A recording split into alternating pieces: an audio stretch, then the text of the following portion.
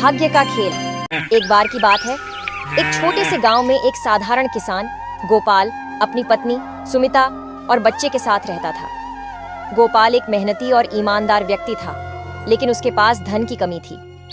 वह हर दिन सुबह उठकर खेतों में काम करता, लेकिन कभी कभी उसे अच्छा फल नहीं मिलता।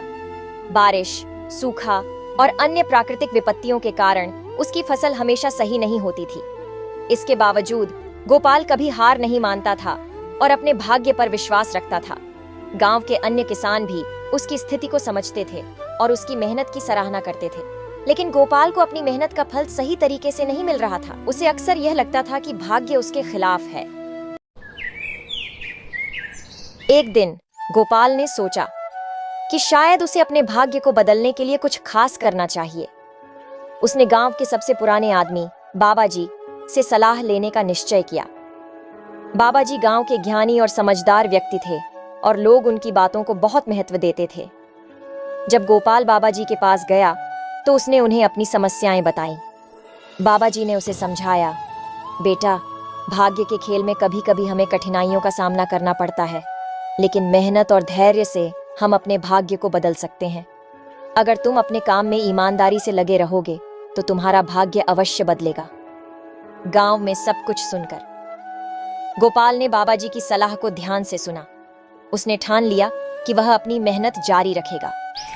वह रोज सुबह जल्दी उठता, अपने खेतों में काम करता और अपनी फसल की देखभाल करता। उसके मन में हमेशा यह विश्वास रहता था कि एक दिन उसकी मेहनत रंग लाएगी। कुछ महीनों के बाद गोपाल की मेहनत रंग लाई। उसकी फसल अच्छी हुई। उसने सोचा कि मैं अपनी फसल बेचकर अच्छे पैसे कमाऊंगा और अपने परिवार के लिए एक नया घर बनवाऊंगा और बच्चे को अच्छी शिक्षा दिलाऊंगा। लेकिन तभी गांव में एक अमीर व्यापारी आया। व्यापारी ने गोपाल से कहा, मैं तुम्हारी सारी फसल खरीदना चाहता हूं, लेकिन मैं तुम्हें जो भी दाम दूंगा वह बहुत कम होगा। गोपाल ने व्यापारी की बात सुनकर सोचा कि उसे अपने भाग्य पर विश्वास करना चाहिए। उसने ठान लिया कि वह व्यापारी की बात नहीं मानेगा और अपनी फसल को बाजार में बेचेगा। इस बार गोपाल ने अपनी फसल को बाजार में बेचने का निर्णय लिया। वह बाजार गया और गोपाल ने अपनी फसल को अच्छे दाम पर बेचा।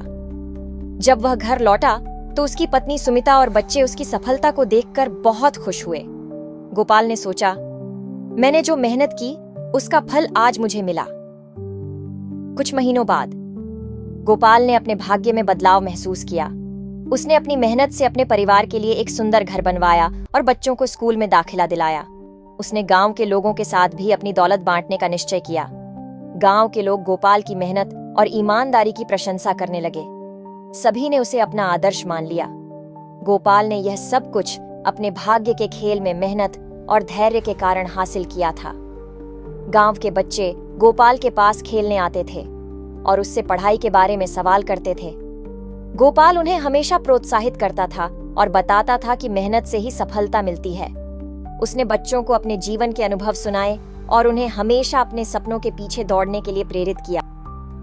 समय बीतता गया और गोपाल की कहानी गांव में प्रसिद्ध हो गई। लोग उसे आदर्श मानने लगे और उसकी तरह मेहनत करने का प्रयास करने लगे। गोपाल ने समझा कि केवल अपने लिए ही नहीं, बल्कि दूसरों की भलाई के लिए भी काम करना चाहिए। एक दिन गोपाल ने सोचा कि उसे गांव में एक नया काम शुरू करना चाहिए, जिससे और लोगों को रोजगार मिले। उसने अपने दोस्तों और गांव के अन्य किसानों के साथ मिलकर एक सहकारी समिति बनाने का निश्चय किया। इस समिति के माध्यम से वे सब मिलकर अपनी फसलों को एक साथ बेचेंगे और एक दूसरे की मदद करेंगे।